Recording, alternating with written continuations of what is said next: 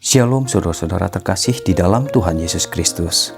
Terima kasih Tuhan karena hari ini masih memberi kesempatan bagi saya untuk berbagi tentang kebenaran firman-Mu. Saya hari ini ingin membahas di dalam kitab Yosua ayat yang pertama sampai yang ke-42 tentang memberi perintah dalam hal memberi sesama manusia. Sebelum saya melanjutkan tentang kebenaran firman, saya mengajak saudara-saudara untuk berdoa. Terima kasih Allah Bapakku, terima kasih Yesusku buat apa yang kau berikan hari ini di dalam hidupku. Biarlah Tuhan dengan sukacita kami melakukan segala pekerjaan-Mu, bukan dengan bersungut-sungut. Apa yang saya baca dan apa yang saya pelajari tentang segala kebenaran firman-Mu, biarlah Tuhan selalu memberkati. Berkati juga Tuhan buat hamba-Mu. Apapun perkataan yang keluar dari mulutku dan pikiranku itu terjadi atas kuasa-Mu, bukan atas keinginan duniaku. Tuhan berkati juga buat para pendengar, biarlah Tuhan semakin memberkati dan membangun jiwa mereka untuk selalu bersekutu di dalam Engkau dan kembali ke dalam segala kebenaran firman-Mu. Terima kasih Allah Bapa, terima kasih Yesus, kami serahkan semuanya ke dalam tangan-Mu saat ini. Haleluya, amin.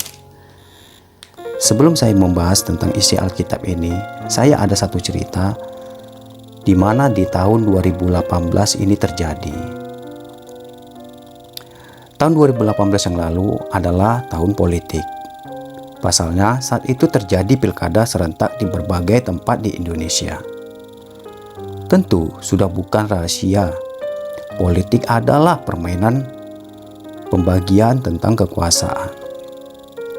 Pada pesta demokrasi itu, setiap kontestan berhasrat ingin mencicipi kekuasaan dengan berbagai cara. Dampaknya, kita rakyat biasa yang menjadi korban. Kita terkoyak dengan wacana yang dimainkan para politisi itu. Bahkan, situasi itu membuat adanya potensi gangguan keamanan. Nah, hari ini berhubungan dengan pembagian tanah. Orang Lewi menagih janji Tuhan kepada Yosua agar diberikan tanah sebagai tempat tinggal di tempat mereka. Dahulu janji itu diberikan lewat perantaraan Musa. Pembagian tanah itu tidak mengundang konflik apapun. Padahal kerap kali setiap perkara seperti ini menimbulkan sengketa di antara berbagai pihak. Kita tidak melihat adanya kecemburuan sosial dari suku yang lain kepada orang Lewi. Apalagi sesuatu yang bersifat ancaman dari politisasi agama sama sekali hilang dari radar kita. Mengapa hal ini bisa berlangsung aman dan damai? Jawabannya, karena mereka melakukan itu sepenuhnya atas perintah Tuhan. Tiada yang lain. Semangat kompetisi untuk mencari kekuasaan dan menjadi yang terhebat adalah natur kita. Manusia berdosa. Persaingan itu terlihat dalam banyak bidang kehidupan kita, misalnya dalam keluarga, organisasi, bahkan di gereja. Semua ini didorong oleh hasrat mementingkan diri sendiri. Entah mengapa kita sering merasa haus pada usaha mementingkan diri sendiri. Alhasil, kita tidak lagi hidup untuk saling berbagi. Sebaliknya, kita menjadi begitu egois, tidak mementingkan sesama. Pusat dunia berubah menjadi kepada saya semata. Akibatnya, kita menjadi begitu narsis terhadap diri sendiri. Akun media sosial kita menjadi saksi betapa kita sangat cinta pada diri kita sendiri. Fenomena ini setidaknya menjadi indikator siapa kita di hadapan Tuhan. Apakah kita menyadari itu? Saya ingin mengajak saudara-saudara membuka di dalam Matius 5 ayat 7 tentang berbahagialah orang yang murah hatinya, karena mereka akan beroleh kemurahan. Tuhan memberikan sifat ini kepada kita, kepada manusia, sifat untuk berbagi. Tuhan sangat menyenangi hal-hal ini yang bisa kita lakukan kepada sesama kita. Saat kita melakukan sifat hal untuk mengasihi dan berbagi kepada orang-orang yang membutuhkan, Tuhan sangat berkenan dan sangat menyenangi segala tindakan yang kita lakukan ini. biarlah segala sesuatunya itu terjadi atas segala zaman Tuhan di dalam hidup kita.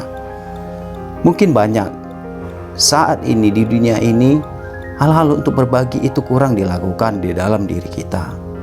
Saya mengajak saudara-saudara untuk belajar tentang arti memberi dan berbagi saat orang-orang membutuhkan segala pertolongan dari kita.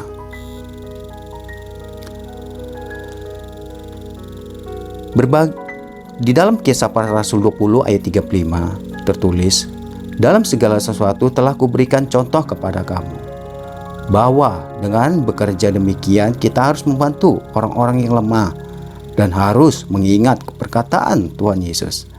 Sebab ia sendiri mengatakan, adalah lebih berbahagia memberi daripada menerima." Saya ingin mengutip tentang berbagi tanpa mengharap imbalan, pujian, dan perhatian. Banyak orang-orang sekarang dalam hal memberi, mereka menginginkan segala perhatian dari orang-orang banyak. Ini mungkin tidak berkenan di hati Tuhan, karena kita tidak diajarkan seperti itu. Satu ilustrasi yang saya ambil, kita dapat menerima berkat dari Tuhan tanpa kita ketahui kapan itu akan terjadi. Sama sepertinya saat kita memberikan kepada orang-orang yang membutuhkan di dalam kehidupan kita sehari-hari. Misalnya kita berbagi di kantor, di dalam pekerjaan, apapun pekerjaan seberat apapun, baik dalam usaha kita yang lain, misalnya menjadi buruh, ataupun yang tidak jauh yang terjadi dalam kehidupan kita, misalnya dalam keluarga. Sedikit cerita di mana saya di dalam keluarga, seperti biasa saya melakukan segala pekerjaan yang dimana pekerjaan itu sebaiknya dilakukan oleh istri. Tapi saya tidak pernah memikirkan hal itu dalam pemikiran saya. Apapun yang saya bisa melakukan untuk membantu istri dan ataupun anak-anak saya akan lakukan.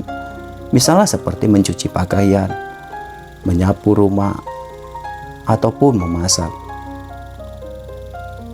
Mungkin banyak di dunia ini yang tidak pernah melakukan hal-hal seperti itu dan jarang sekali. Tetapi ini adalah kepribadian yang saya lakukan di dalam kehidupan keluarga saya. Karena apapun pekerjaan itu, misalnya kita saling berbagi, pekerjaan itu akan terasa lebih mudah untuk dilakukan daripada kita melakukannya dengan sendiri. Dan ini bisa kita lakukan di dalam rumah tangga kita ataupun di dalam pekerjaan, baik di tempat saya bekerja seperti biasa. Satu hal yang saya pikirkan, saat kita berbagi, seberat apapun pekerjaan itu akan terasa lebih ringan dibandingkan jika kita melakukannya dengan sendiri. Kita akan merasa terbebani. Mungkin banyak orang yang berpikir dengan mengandalkan skill dan pengetahuan sendiri dia bisa melakukan hal itu. Tapi itu semua hanya omong kosong. Karena di dalam suatu perusahaan ataupun pimpinan dimanapun itu berada, jika kita tidak melakukannya dengan tim-tim yang ada di sekitar kita, kita tidak akan bisa menyelesaikan pekerjaan yang sebesar yang daripada yang kita pikirkan. Ini bisa Anda lakukan dan bisa Anda terapkan di dalam kehidupan Anda saat ini juga. Karena dengan berbagi dan menolong sesama kita, segala sesuatu itu akan menjadi lebih mudah dan lebih ringan. Berbagi juga bisa menjauhkan kita dari kutuk. Karena saat kita berbagi terhadap orang-orang di sekitar kita, mungkin banyak orang yang akan mendoakan kita untuk lebih panjang umur, sehat, dan selalu diberikan kelimpahan daripada Tuhan. Hal berbagi ini mempunyai hukum di dalam alam kita, di mana saat kita berbagi kita akan menerima. Berbagi juga mendapatkan kemurahan hati adalah hal yang disukai Tuhan, karena ini adalah sifat atau karakter Tuhan. Kita diajarkan untuk saling berbagi satu sama lain, dan tanpa mengharapkan imbalan atau apapun dari orang-orang yang kita kasihi. Mungkin selama ini banyak manusia untuk memberikan sesuatu itu harus ada berbanding terbalik apa yang dia berikan dan apa yang harus dia terima. Dan ini sifat yang tidak berkenan di hadapan Tuhan, karena Tuhan tidak menginginkan hal-hal seperti itu. Karena Tuhan menginginkan kita saat kita memberi itu dengan ketulusan hati kita, bukan dengan mengharapkan sesuatu yang kembali kepada diri kita sendiri. Atau kita bisa berpikir saat kita membagi, tangan kiri jangan tahu dengan tangan kanan. Intinya berbagi dalam sukacita tanpa harus diketahui orang banyak. Sama seperti Tuhan memberikan berkat tanpa kita tahu. Saya bertanya kepada saudara-saudara, apakah pernah saat kita menerima berkat dari Tuhan, kita menyadari kapan kita akan tahu Tuhan akan memberikan berkat itu kepada kita? Kita tidak akan pernah, dimanapun manusia itu, tidak akan pernah mengetahui hal ini. Tetapi satu yang harus kita pikirkan saat kita memberi dengan penuh sukacita dan ikhlas, pasti Tuhan akan membalasnya suatu saat nanti dengan berlebih-lebih di dalam kehidupan kita. Dalam hal memberi ini sama juga dengan berkaitan dengan hal bersedekah. Saya mengajak saudara-saudara untuk membuka di dalam Matius 6 ayat pertama sampai keempat tentang hal memberi sedekah. Berbagi atau memberi bukan pada saat waktu kita di atas saja atau dalam saat keadaan berkelimpahan. Berbagi bisa kita lakukan pada saat kita di bawah ataupun di atas. Bukan berarti saat kita berlebih kita harus memberikan kelebihan kita. Tetapi berbagi itu identik dengan kemurahan hati kita saat kita bisa menolong orang-orang yang sangat membutuhkan pertolongan dari kita. Sama seperti Tuhan tidak memandang orang-orang yang ingin Dia tolong. Dia selalu memberikan apa yang layak menjadi kehendaknya untuk diberikan kepada orang-orang tersebut. Saya ingin membaca di dalam Markus 12 ayat 41 sampai 44. Demikianlah firman Tuhan. Pada suatu kali Yesus menghadapi peti persembahan dan memperhatikan bagaimana orang banyak memasukkan uang ke dalam peti itu. Banyak orang kaya memberi jumlah yang besar. Lalu datanglah seorang janda yang miskin dan ia memasukkan 2 peser, yaitu 1 duit. Maka dipanggillah murid-muridnya dan berkata kepada mereka, "Aku berkata kepadamu, sesungguhnya janda miskin ini memberi lebih banyak daripada semua orang yang memasukkan uang ke dalam peti persembahan. Sebab mereka semua memberi dari kelimpahannya, tetapi janda ini memberi dari kekurangannya, semua yang ada padanya, yaitu seluruh nafkahnya." Satu ayat ini memberi gambaran pada kita, mengajarkan bahwa memberi itu bukan saat kita berkelimpahan, tetapi memberi saat kita merasa kekurangan, seperti seorang janda yang ada di dalam kebenaran firman Tuhan. Ini menggambarkan bahwa Tuhan mengajarkan kita memberi, bukan memandang dari segi kehidupan kita. Memberi adalah pada waktu kita tergerak hati untuk memberikan pertolongan kepada orang-orang di sekitar kita. Saya mengajak saudara-saudara untuk belajar memberi pertolongan kepada orang-orang yang di sekitar kita. Mungkin untuk zaman saat sekarang ini, dalam hal memberi itu sangat sulit dilakukan. Tetapi apa salahnya melalui kebenaran firman ini kita tersentuh untuk mendengarkan segala apa yang diinginkan Tuhan dalam hidup kita. Belajar untuk memberi tanpa mengharapkan apa yang akan datang kepada kita. Biarlah itu terjadi atas segala ketulusan dalam diri kita. Itulah firman yang saya bahas hari ini, dan saya ingin membacakan isi dari firman Tuhan tentang kota-kota Lewi. Demikianlah firman Tuhan. Kemudian datanglah para kepala kaum keluarga orang Lewi menghadap Imam Eleazar, menghadap Yosua bin Nun, dan menghadap para kepala kaum keluarga di antara suku-suku orang Israel. Dan berkata kepada mereka di Silo di tanah Kanaan, demikian Tuhan telah memerintahkan dengan perantaran Musa, supaya diberikan kepada kami kota-kota untuk didiami dan tanah pengembalaannya untuk ternak kami. Lalu orang-orang Israel memberikan dari milik pusaka mereka kota-kota yang berikut dengan tanah-tanah pengembalaannya kepada orang Lewi, seperti yang dititahkan Tuhan. Lalu keluarlah undian bagi kaum-kaum orang Kehat. Maka di antara orang-orang Lewi, anak-anak Imam Harun, mendapat dengan undian 13 kota dari suku Yehuda, dari suku Simeon, dan dari suku Benyamin. Kaum-kaum yang lain di antara keturunan Kehat mendapat dengan undian 10 kota dari kaum suku Efraim, dari suku Dan, dan dari suku Manasye yang setengah itu keturunan Gerson mendapat dengan undian 13 kota dari kaum-kaum suku Isakar. Dari suku Aser, dari suku Naphtali, dan dari suku Manasye yang di Basan itu.